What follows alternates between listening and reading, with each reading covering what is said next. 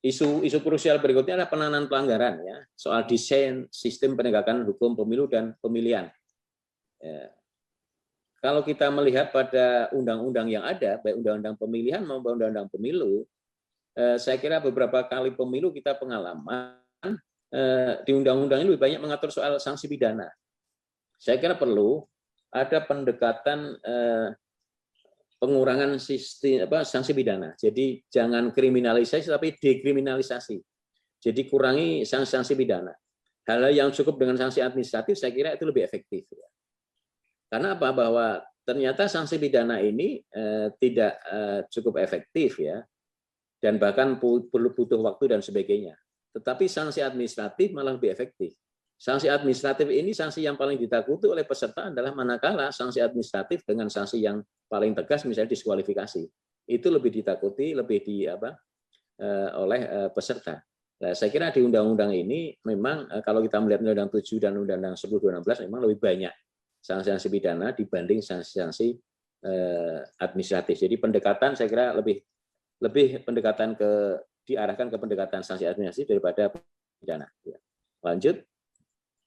Kemudian isu krusial kewenangan. Ya. Saya kira tadi sudah saya singgung soal terkait dengan beberapa aturan soal waktu dan sebagainya.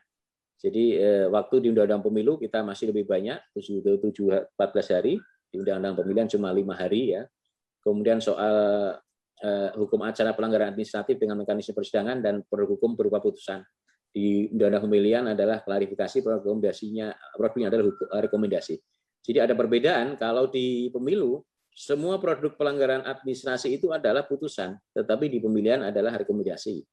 Kemudian ketika di Undang-Undang 10, Undang-Undang Pemilihan yang dimaksud TSM, administrasi TSM itu hanya politik uang. Tetapi di Undang-Undang Pemilu, Undang-Undang 7, bahwa yang dimaksud dengan pelanggaran TSM itu bisa administrasi semua, tidak hanya politik uang, semuanya bisa masuk itu. Kemudian pembentukan SK melalui peraturan Bawaslu, SK di Undang-Undang Pemilihan melalui peraturan bersama. Lanjut.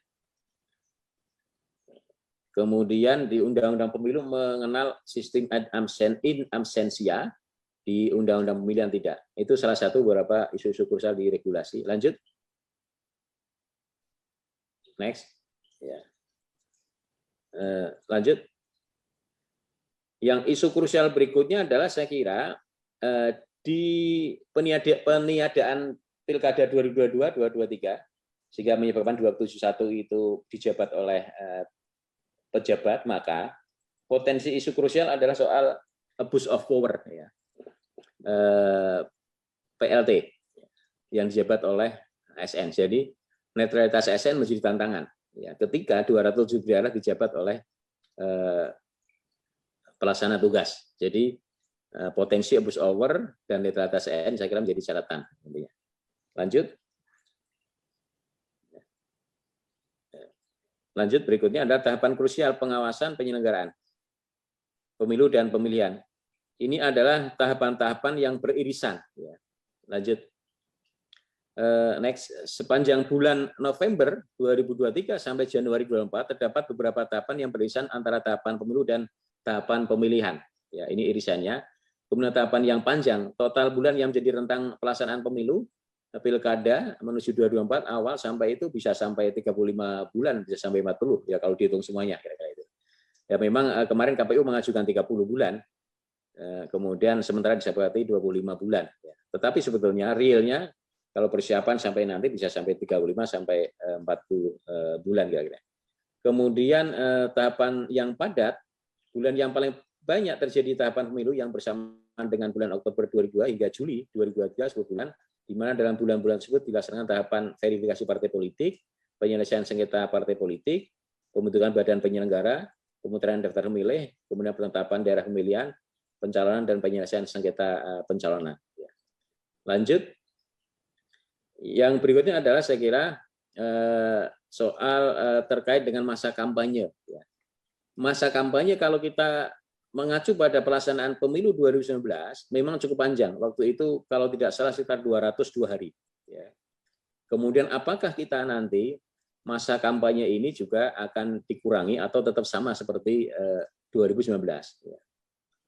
kalau dikurangi, ini ada persoalan apakah dengan pengurangan masa kampanye itu bisa mengakomodir waktu logistik.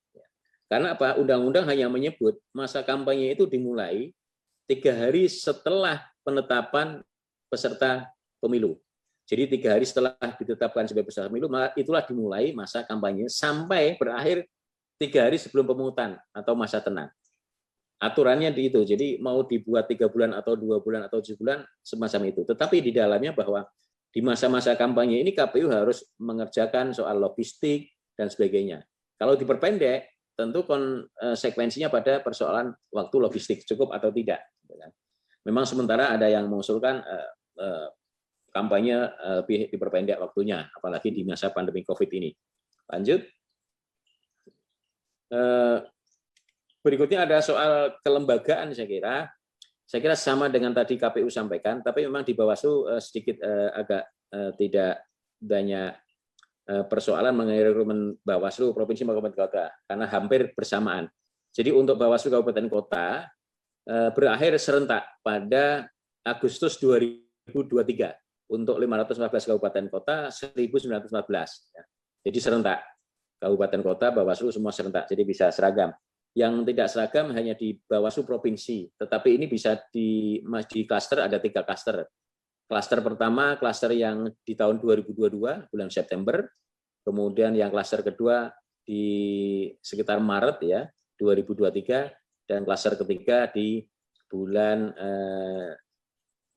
Juli ya, Juli 2023.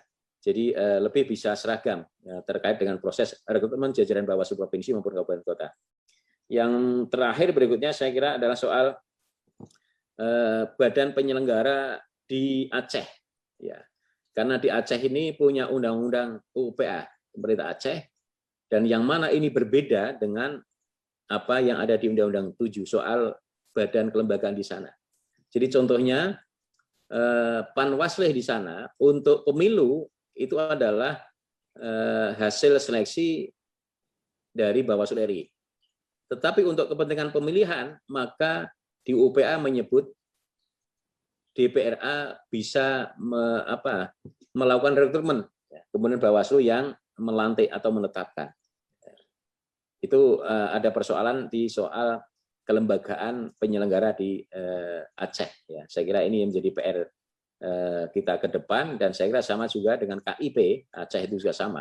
Jadi untuk kepentingan pemilu itu kelembagaan dari pusat, tetapi untuk pemilihan masih kewenangan di DPR Aceh. Terakhir catatan rekomendasi, saya kira pertama untuk menata sistem pemilu, ya, membenahi kendala regulasi, payung hukum pemilu. Terima kasih sudah nonton.